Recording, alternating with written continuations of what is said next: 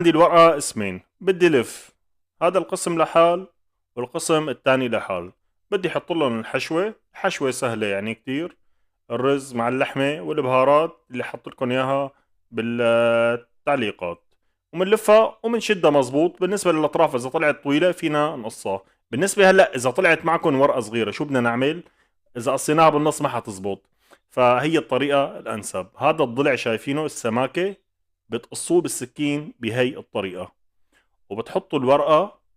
شوفوا شلون عم حطها أنا، ما بدنا نحطها بالطول، بدنا نحطها بالعرض ونلفها بالعرض. تمام؟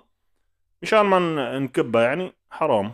بنلفها وهيك ما بتطلع معنا سميكة. كمان إذا طلع عنا على الأطراف زيادة فينا نقصهم وفينا نتركهم.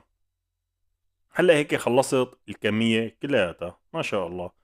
عنا هلا حبيتوا انتم تحطوا كيلو كيلين لحمة بعظمة،